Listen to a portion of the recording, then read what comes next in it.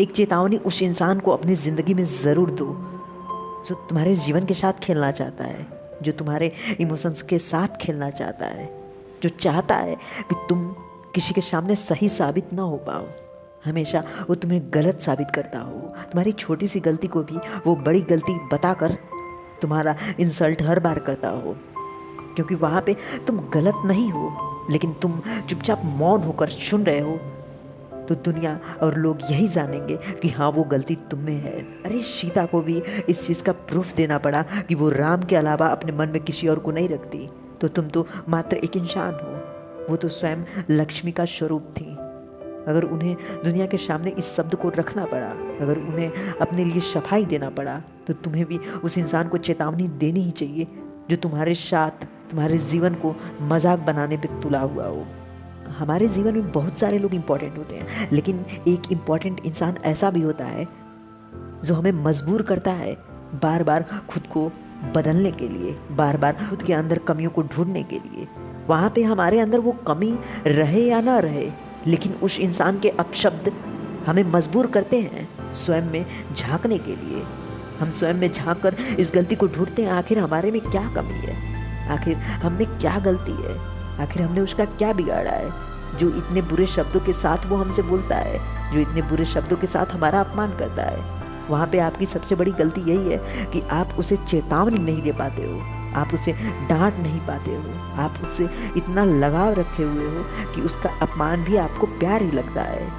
यूँ जाने नहीं देना चाहिए उसे, क्योंकि अगर आपने उसे एक बार जाने दिया तो पूरी ज़िंदगी आप उसके अपशब्द से शायद तड़पते रहोगे। वो अपशब्द अगर आपके दिल पे एक छाप छोड़ जाए तो जब भी उस इंसान का चेहरा देखोगे आपको वो शब्द याद आएगा, आपकी फीलिंग के साथ जो उसने खेला है वो खेल याद आएगा।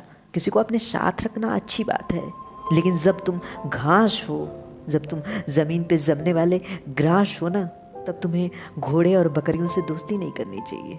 जब तुम्हारे शरीर में मांस हो तब शेर से दोस्ती नहीं करनी चाहिए, शेर से लगाव नहीं रखना चाहिए, क्योंकि उस शेर को जब भूख लगेगा तब वो तुम्हें नहीं देखेगा कि उसके जीवन में तुम कितना इम्पोर्टेंट हो। वो सबसे पहले अपने भूख को देखेगा। और वही शब्द उन बकरियों के लिए, उन घोड़ों के लिए है जहाँ पे तुम एक घास तो हो, लेकिन तुम्हारी दोस्ती घोड़े और बकरियों से है, जहाँ पे वो तुम्हें मजबूर हो जाएंगे खाने के लिए और तुम चुपचाप खुद को सौंप दोगे उनके सामने, क्योंकि तुम स्वयं को मार रहे हो, अपनी दोस्ती, अपना संगत निभा रहे हो, और वो इंसान स्वयं को देखते हुए अपने भूख को मिटा रहा है, अपने जीवन को बेहतर बना रहा है।